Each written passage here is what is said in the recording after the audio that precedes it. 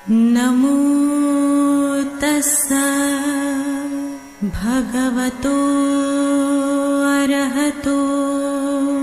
नमो बुद्धाय। मैं आरपी सिंह आप सभी का हार्दिक स्वागत करता हूं हमारे विशेष कार्यक्रम धम्मदीप में। दर्शकों, धम्मदीप में कल हमने बात की थी सिद्धार्थ गौतम बुद्ध के नए ज्ञान के तलाश पर। अब इसी श्रृंखला को आगे बढ़ाते हुए हम आज बात करेंगे गौतम बुद्ध के प्रथम देशना के बारे में। और इस रोचक विषय पर विस्तृत जानकारी देने के लिए हमारे मध्य उपस्थित हैं भंते डॉक्टर चंद्रकीर्ति जी। आपने बुद्ध दर्शन में उच्च शिक्षा प्राप्त की है तथा आप देश विदेश के अनेकों सम्मानों से अलंकृत होने के साथ साथ अनेकों मंचों पर बुद्धिज्म पर अपने विचार रख चुके हैं। तो हम स्वागत करते हैं भंते डॉक्टर चंद्रकीर्ति जी का। बंदामी भंते जी। नमो तस्सा भगवतो अरहतो सम्मा संबुद्धस्सा। नमो तस्सा भगवतो अरहतो सम्मा संबुद्धस्सा। नमो तस्सा भगवतो अरहतो सम्मा संबुद्धस्सा। भंते जी, बहुत बहुत धन्यवाद, आपने हमारे दर्शकों को आशीर्वाद दिया। अब आज हम आपके मुख्य विषय पर आते हैं। कृपया आज हमें और हमारे दर्शकों को बताएं बुद्ध की प्रथम देशना के बारे में और उस पर विस्तृत जानकारी दें। बहुत बहुत धन्यवाद आरपी सिंह जी। आज हम लोग इस धम्मदीप कार्यक्रम में विस्तार से चर्चा करेंगे तथागत गौतम बुद्ध की प्रथम देशना के संबंध में। जैसे आप जानते हैं कि तथागत गौतम बुद्ध ने ज्ञान की प्राप्ति कर ली और जो उन्होंने ज्ञान खोजा था वह ज्ञान बहुत महत्वपूर्ण था और उस ज्ञान को उन्होंने मनुष्य के लिए केंद्र बिंदु बनाया। उनका कोशिश थी कि कम से कम वो मनुष्य संसार में कैसे दुख से निजात पा सकता है, कैसे वो अच्छा और श्रेष्ठ बन सकता है, इस पर उनका ज़्यादातर ध्यान था और इसलिए उन्होंने ये प्रयास करना शुरू कर दिया। उनके मन में काफ़ी शंकाएं उत्पन्न हो गई थी कि ये मैं ज्ञान बताऊँ या ना बताऊँ, मैं किसे इस ज्ञान को दूँ। ये काफ़ी कुछ उनके मन में संभ्रम चल रहा था। लेकिन उनके मन में यह बात उत्पन्न हुई कि नहीं, मुझे ये ज्ञान ज़रूर बताना चाहिए। यह मध्यम मार्ग का ज्ञान है, मनुष्य के कल्याण के लिए, सुख के लिए है। चूँकि आप जानते हैं कि तथागत गौतम बुद्ध को कहा गया, उनके धम्मों को कहा गया आदि कल्याणं मध्य कल्याणं पर्युषानं कल्याणं, कि हे कल्याणकारी धर्म आप सब लोगों के लिए निश्चित तौर पर यह शुरुआती दौर पे और मध्य और अंततः भी कल्याणकारी है। इस कल्याणकारी धर्म को अपने जीवन काल में अंगीकार करना सबके लिए कल्याणकारी होगा। ये तथागत गौतम बुद्ध के मन में भावना उत्पन्न हुई और जब भावना बन जाती है तो उनको लगता है कि नहीं, मुझे इस ज्ञान को किसी न किसी को बताना चाहिए। उनके मन में करुणा, मैत्री, दया, प्रेम की अटूट भावनाएं वो हमें सबके लिए वह स्वाभाविक तौर पर देखने के बाद कि कहीं ना कहीं मुझे इस ज्ञान को सबके लिए बताना चाहिए, क्योंकि यह सबके लिए कल्याणकारी है। तो वह इस बात को सोचते हैं और सोचने के बाद उन्हें लगता है कि नहीं, मैंने सबसे पहले आलार कालाम को बताना चाहिए। जब उनके मन में ये बातें आई तो आलार कालाम, चूँकि उनकी मृत्यु हो चुकी थी, उनको बताना काफ़ी मुश्किल था, संभव ही नहीं था। इसलिए उन्होंने फिर अपना मन बदल दिया और मन बदलने के बाद में उनका ध्यान आता है उद्दक राम पुत्र की तरफ में। उन्हें लगता है कि मैंने ये ज्ञान उनको बताना चाहिए। तो पाया गया कि उद्दक राम पुत्र की भी मृत्यु हो चुकी है और वो मृत्यु होने के बाद वह कहीं भी सही जगह इस ज्ञान को बताया जाना चाहिए, क्योंकि उद्दक राम पुत्र को तो नहीं बताया जा सकेगा। इसलिए उनके मन में ख्याल आता है पांच उनके पुराने साथियों का, जो लगातार सत्य की खोज में निकले हुए थे और वो भी दुख मुक्ति का मार्ग खोज रहे थे। उन्हें बताने का ये भाव उनके मन में आता है। तो तथागत गौतम बुद्ध जब ये अपने मन में ही इस तरह का सोचते, चिंतन मनन करते हैं, उनका पूरी कोशिश थी कि मन को हम निर्मल कैसे बनाएं, मन को एकाग्र कैसे करें, ये चंचल मन को हम कैसे स्थिर कर सकते हैं, इस पर तथागत गौतम बुद्ध विशेष तौर पर ध्यान केंद्रित कर रहे थे। साथ ही साथ वह देखा जाए तो वह सोचते थे कि यह मनुष्य के लिए है, इसलिए तथागत का धम्म जो तथागत के धम्म का केंद्र बिंदु यदि कोई चीज़ है तो वह है मनुष्य, आदमी को ही उन्होंने केंद्र बिंदु बनाया और उसी के आधार पर उन्होंने जीवन को शुरुआत कर दी। तो यह एक महत्वपूर्ण बात है। कहते कि मैंने जो खोज कर निकाला ये निश्चित तौर पर हर एक आदमी के लिए कल्याणकारी होगा, ऐसा मैं खुद महसूस करता हूँ। मैंने जो सुख हासिल किया है, दुख मुक्ति का मार्ग मैंने खोज निकाला है, यह दुख मुक्ति का मार्ग हर एक व्यक्ति के लिए उतना ही असरकारक हो सकता है। ये बात स्वाभाविक तौर पे तथागत गौतम बुद्ध ने समझाने की कोशिश की। तो कहते कि मैंने दो अतियों के बीच का रास्ता अपनाया है। तो वह दो अति किसको मानते हैं? वो कहते हैं कि काम भोग का जीवन और काया क्लेश, ये दोनों ही यह स्वाभाविक तौर पर बड़ा कष्टदायक है, और दो मध्य का मार्ग मैंने अपनाया है, अर्थात इन काया क्लेश को और काम भोग को मैंने पूरी तरह से त्याग दिया है। और मैं चाहता हूँ कि जो मेरे शिष्य हैं, मेरे संघ के सदस्य हैं और जो उपासक उपासिका है वो भी कम से कम त्याग सकते हैं। इस पर उन्होंने ज़्यादातर बातें बताने की कोशिश की। जब हम देखते हैं और आगे, तो उन्होंने दीक्षा देना प्रारंभ किया था कि जो भी उनके शिष्य बन जाते थे तो उनको दीक्षित करते थे और दीक्षा देकर उन्हें वह धम्म मार्ग जीवन जीने के लिए प्रेरित करते थे। तो आप देखते हैं कि दो तरह की धम्म दीक्षा हुआ करती है। एक तो है भिक्खु भिक्खुनियों की, दूसरी है उपासक और उपासिकाओं की। तो जब हम देखते हैं कि भिक्खु भिक्खुनियों की, तो भिक्खुओं में प्रवज्जा ग्रहण करा, उपसंपदा ग्रहण करना। तो यह उपसंपदा ग्रहण करना और प्रवज्जा ग्रहण करना, प्रवज्जा मतलब गृह त्याग करके वह सामनेर बन जाता है, और उपसंपदा गृह त्याग करके वह भिक्खु बन जाता है। और उनके दोनों के नियम भी बड़े महत्वपूर्ण हैं। सामनेर के लिए 10 सील होते हैं और भिक्खु के लिए 227 विनय होते। वैसे ही सामनेरी और भिक्खुनियाँ, तो सामनेरी के लिए 10 सील और भिक्खुनियों के लिए 311 सील होते हैं। वैसे ही उपासकों के लिए भी सील है, लेकिन भिक्खु भिक्खुनियों के लिए वह अनिवार्य है, लेकिन उपासक उपासिकाओं के लिए यदि उन्हें लगता है कि ये मानना चाहिए तो ज़रूर मान सकते, उन्हें लगता है कि नहीं मान सकते तो वह उतना ज़रूरी नहीं, लेकिन जो उपासक उपासिका बन जाते तो उन्हें मानना ही होता है।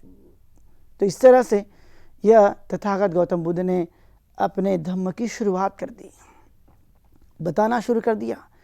चाहे वह उपासक उपासिका हो, चाहे भिक्खु भिक्खुनियाँ हो, वो सब जब संघ में शामिल हो जाते थे तो उन्हें दीक्षा लेना होता था। तथागत ने कहा कि मेरे इस धर्म में जो भी व्यक्ति इसका अनुसरण करता है वह निश्चित तौर पे मध्यम मार्ग की ही देशना अपनानी होती है। मध्य मार्ग जो बहुत ही उच्च कोटि का है, मनुष्य के हित और कल्याण के लिए है, उसे हम स्वाभाविक तौर पर अपना सकते। तो इस तरह से उन्होंने ज़्यादातर बहुत ही बड़ी गहराई से इस बात को बताने की कोशिश की। और जब हम देखते हैं कि कौन सी ऐसी बातें हैं, कौन सी ऐसे विचार हैं जो व्यक्ति के जीवन के लिए प्रभावी बनाएगा, तो उन्होंने फिर देखा कि नहीं, मुझे अपने 5 साथियों को ये देशना देनी चाहिए। प्रथम देशना उन्होंने सबसे पहले सारनाथ के इसी पतन में दी।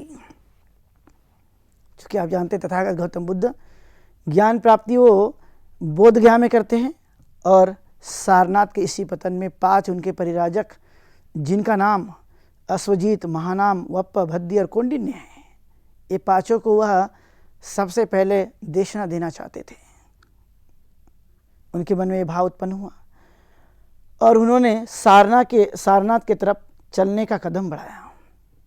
उन्हें लगता था कि मुझे अब उस ओर जाना चाहिए, वो वहाँ सारनाथ जाने के लिए निकल पड़े। और जब पता चला इस 5 परिराजक को कि सिद्धार्थ गौतम सम्यक संबुद्ध हमारी तरफ आ रहे, लेकिन उनको सिद्धार्थ गौतम अब बुद्ध हो गए हैं, अब उनको बिल्कुल भी यकीन नहीं था।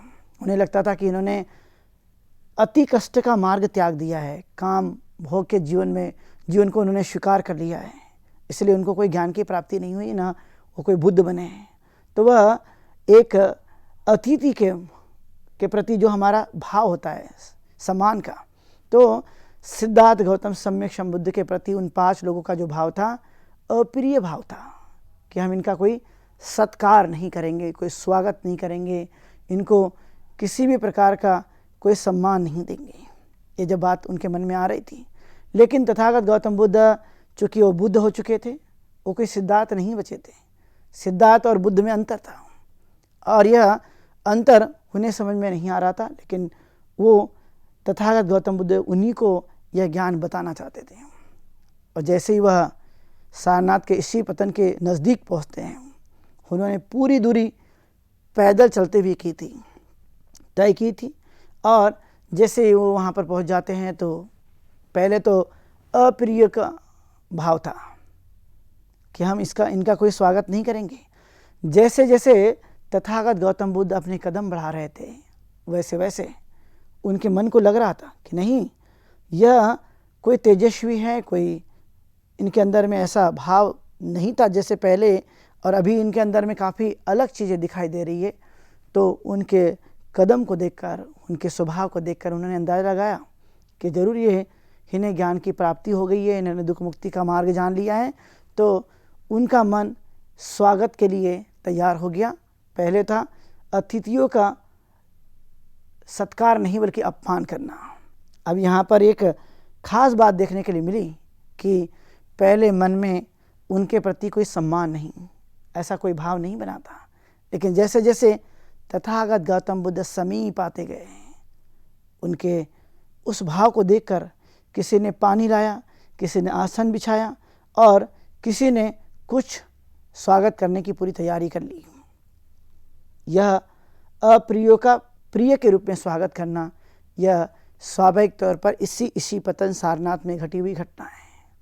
तथागत को कोई परवाह नहीं थी, वह सोचते नहीं थे कि यदि मेरा कोई अपमान कर देता है या मेरी बातों को कोई सुनता नहीं है, बिल्कुल भी किसी बात की चिंता नहीं, बल्कि उन्हें लगता था कि ये मैंने जो ज्ञान खोजा है, मैंने चित्त की शुद्धि के लिए, दुख मुक्ति के लिए जो मैंने मार्ग खोज कर निकाला है, जिसका मैंने आविष्कार किया है, एक नए ज्ञान का मैंने प्रादुर्भाव किया है, तो मुझे अवश्य ही लोगों के कल्याण के लिए बताना चाहिए।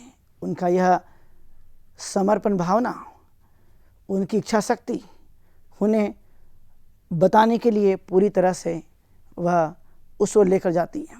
और 5 लोग जो सुनना चाहते हैं, तो उन्होंने कहा कि आप तो सिद्धार्थ गौतम हो या बुद्ध हो। बुद्ध कहते हैं मैं बुद्ध हूँ, सिद्धार्थ गौतम तो मेरा बचपन का नाम था, अब मैं बुद्ध हो गया हूँ, तो क्या आप काम भोग को अच्छा मानते हैं? उन 5 लोगों ने पूछा। तथागत कहते हैं इसका नकारात्मक उत्तर था। तथागत ने नहीं, मैं काम वासना को बिल्कुल भी अच्छा नहीं मानता हूँ, और मैं बिल्कुल भी शरीर को कष्ट देना अच्छा नहीं मानता हूँ।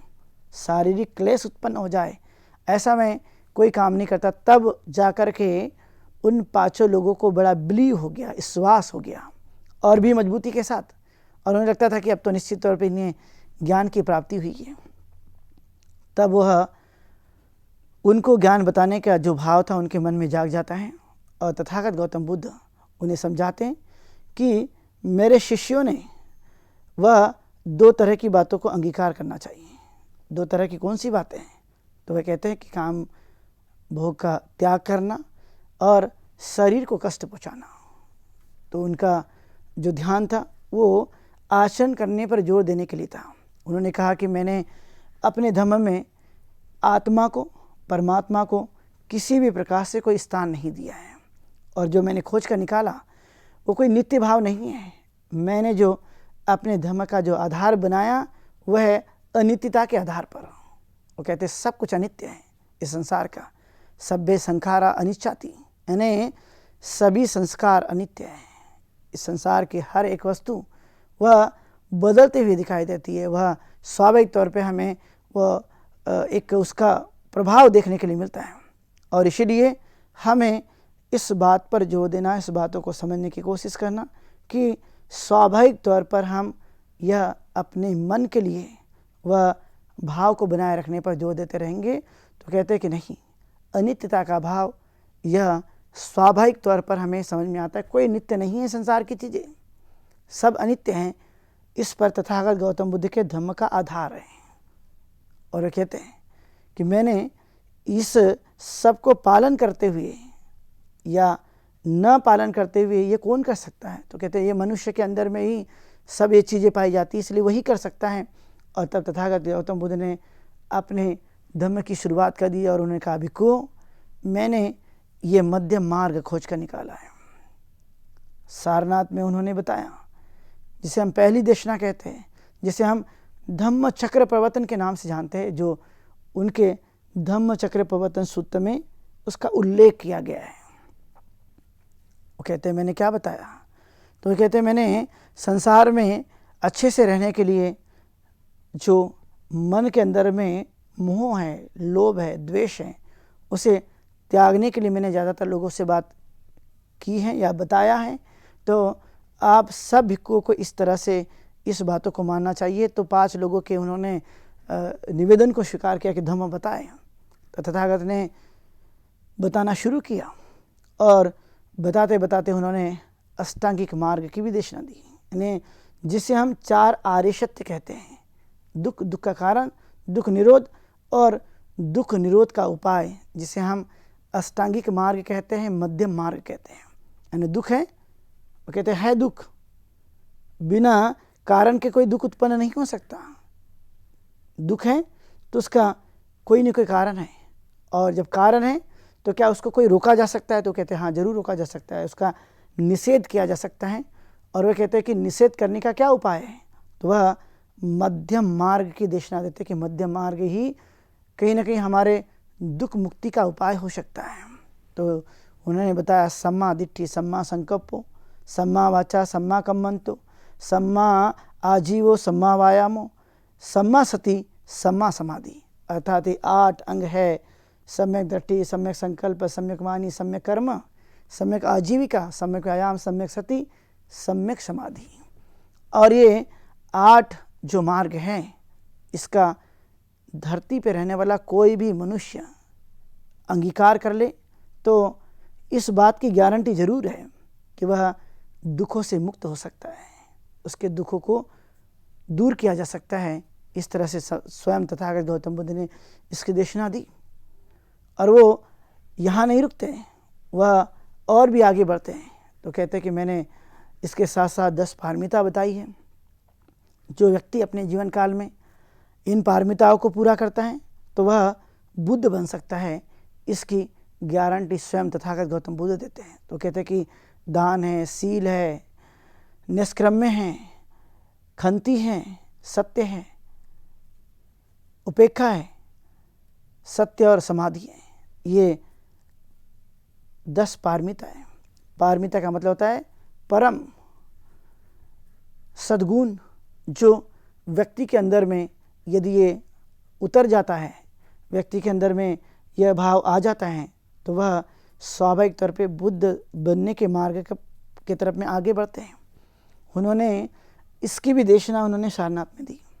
इसी के साथ हम देखते हैं प्रतीत्य समुत्पाद, जिसे हम कार्य कारण भाव कहते हैं, काज एंड इफेक्ट की थ्योरी कहा जाता है। तो कहते हैं कि इसकी देशना जो है मैं आप लोगों को इसलिए दे रहा हूँ कि आप अपने जीवन में वास्तविकता को समझो कि शुरुआत कहाँ से होती है, अंत कहाँ होता है, और फिर से मनुष्य इस संसार में कैसे आता है। तो उन्होंने प्रतीत्य समुत्पाद को बताया, जिसमें सबसे पहले अविद्या है। अविद्या पच्चया संखारा, संखारा पच्चया वियान, वियान पच्चया नाम रूप, नाम रूप पच्चया सड़ायतन, सड़ायन पच्चया फस्सो, फस्स पच्चया वेदना, वेदना पच्चया तन्हा, तन्हा पच्चया उपादान, उपादान पच्चया भव, भव पच्चया जाति, जाति पच्चया जरा मरण शोक परिदेव, दुख दोमनस्य उपायस्य खंडस्य होती।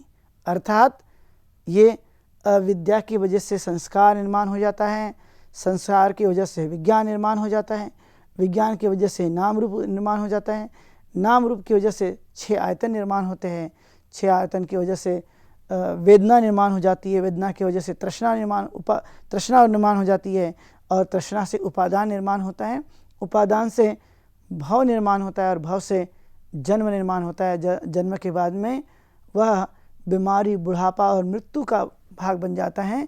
तो ये एक के बाद दूसरी समुत्पाद जो कि मनुष्य के लिए स्वाभाविक तौर पे हमें देखने के लिए मिलती है कि ये जीवन से जुड़ी हुई बातें हैं जो एक चक्र के रूप में हमें देखने के लिए मिलती हैं। जो मनुष्य इस बात को जान ले तो वह इससे बाहर भी निकल सकता है, लेकिन ये भाव चक्र व्यक्ति के साथ घूमते रहता है। फिर वो कहता है कि और भी मैं आप लोगों को बताना चाहता हूँ कि क्या है। वो कहते तृष्णा है, तृष्णा जो दुख का मूल कारण है। तो वो कहते कि 3 तरह की तृष्णा होती है, भाव तृष्णा, विभव तृष्णा,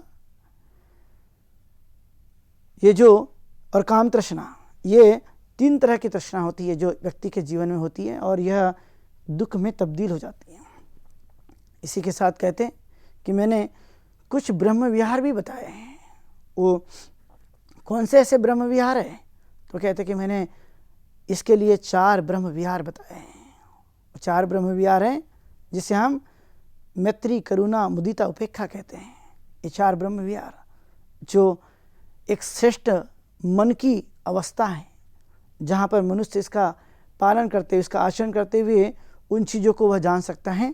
तो इस तरह से उन्होंने इस बात पर भी जोर देते हुए समझाने की कोशिश की। फिर उन्होंने कहा चाहे श्रमण हो, चाहे वह उपासक हो, चाहे उपासिका हो, चाहे भिक्खु हो, चाहे भिक्खुनी हो, चाहे श्रेष्ठ मनुष्य हो, गृहपति हो, कोई भी आदमी यह अलग अलग तरह से कैसे जीवन को जी सकता है। तो उन्होंने इस बातों पर जोर देने की कोशिश की कि जब हम धम्म का आचरण करते तो क्या होता है।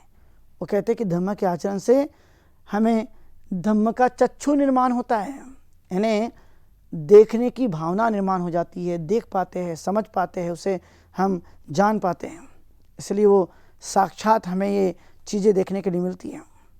फिर वो कहते हैं कि प्रज्ञा बढ़ती है, स्वाभाविक से प्रज्ञा भी बढ़ती है। मन चीज़ों को जानता है, मन चीज़ों को समझता है और उसके आधार पर आचरण करने पर भी जोर देते रहता है। इसलिए यह मनुष्य की वह स्वाभाविक तौर पे ज्ञान बढ़ाने के लिए, ज्ञान की वृद्धि करने के लिए और प्रज्ञा को विकसित करने के लिए ये सब कुछ धम्म है, और इसी के आधार पे हमें स्वाभाविक तौर पे अपने जीवन को बनाना चाहिए। ऐसा साक्षात तथागत गौतम बुद्ध ने अपनी देशना में उन्होंने बताने की कोशिश की। कई बार होता है कि लोग नहीं मानते, समझ नहीं पाते हैं, और वह जब समझ नहीं पाते तो जान नहीं पाएंगे। लेकिन यह जानते जानते, सुनते सुनते कौंडिन्य जो 5 परिराजक थे उसमें से कौंडिन्य नाम के व्यक्ति जो अरहत बन गए। सुनते सुनते, तथागत की वाणी सुनते सुनते वह अरहत बन जाते हैं। उनके मन का क्लेश, तृष्णाएं सब कुछ समाप्त हो जाता है। वह पूरी तरह से जड़ को काट देते हैं। जब हम अज्ञान रूपी जड़ को काटते हैं तो वहाँ से ज्ञान का प्रकाश उत्पन्न होता है, और वह ज्ञान मनुष्य को जीवन जीने के लिए मददगार साबित होते रहता है। वैसा ही अज्ञान का जो बीज था और उसकी जड़ मजबूत हो रही थी, लेकिन कौंडिन्य ने जान लिया कि नहीं, ये गलत है, ये मेरे दुख का कारण है, इसलिए उन्होंने अज्ञान के इस जड़ को ही काट दिया। अब वहाँ पे वो किसी भी प्रकार की ऐसी चीज़ें उत्पन्न होने की कोई संभावना नहीं थी। इसलिए उन्होंने स्वाभाविक तौर पर जानते हुए अरहत पद प्राप्त कर लिया। ये स्वाभाविक तौर पर देखा जाए तो मनुष्य का जीवन का एक श्रेष्ठ अवस्था है, गुण धर्म है, जिसकी वजह से वह अपने जीवन को जान पाता है। तो यह कोई साधारण नहीं है, यह कोई ऐसी वैसी नहीं है, यह एक बलशाली है, और उस बल के आधार पर मनुष्य अपने जीवन को बेहतर बना सकता है। इस तरह से उन्होंने पूरी असीम चीज़ों को ले लिया, और लेने के बाद वो कहते हैं कि ये कैसे प्रकाश दिखाता है अंधकार को कैसे दूर करता है, मनुष्य के मन की ज्योत को कैसे जलाता है। तो वह उन्होंने कहा कि ये धम्म आचरण करने के बाद आपके अंदर में ये सब समाप्त हो जाते हैं। तो कहते कि जब आपके मन में तृष्णा जागती है तो दुख जागेगा, जब तृष्णा कम होती है तो सुख जागता है, और जब अंधकार बढ़ता है तो दुख होता है, और जब हम अंधकार से प्रकाश की तरफ जाते हैं तो वह सुख मिलता है। इसलिए तथागत गौतम बुद्ध की पहली देशना, जो कि निर्वाण प्राप्ति का एक उपाय था, मनुष्य को सुखी बनाने का एक रास्ता था, जो उन्होंने पहले देशना में सारनाथ में बताने की कोशिश की। आप सब लोगों ने आज की तथागत की पहली देशना को सभी ने सुना। सबके प्रति ढेर सारी मंगल कामनाएं। आप सुखी हो, दीर्घायु हो, स्वस्थ रहे, ऐसी मंगल कामना करते हुए यहीं पर रुकते हैं। बहुत शुभ मंगलम। भंते जी, बहुत बहुत धन्यवाद इस विषय पर विस्तृत जानकारी देने के लिए। तो साथियों, आज के इस विशेष प्रोग्राम में बस इतना ही। अब समय हो चुका है आज के प्रोग्राम के विश्राम होने का, लेकिन उसके पहले आपको बताते चलें कि आपके मन में भी जो प्रश्न हो, जो जिज्ञासाएं हों, वह आप इस प्रोग्राम पे पूछ सकते हैं। हमारा व्हाट्सएप नंबर है 9639010109, और अगर आप हमें ईमेल करना चाहते हैं तो हमारी ईमेल आईडी है subhartibuddha@gmail.com। तो उम्मीद है कि आप अपनी जिज्ञासाओं को दबाएंगे नहीं और हमारे इस विशेष प्रोग्राम का हिस्सा बन अपनी जिज्ञासा को शांत करेंगे। तब तक मैं आरपी सिंह भंते डॉक्टर चंद्रकीर्ति जी के साथ लेता हूं विदा। कल हम इसी समय आपके समक्ष फिर उपस्थित होंगे। नमो बुद्धाय। नमो तस्सा भगवतो अरहतो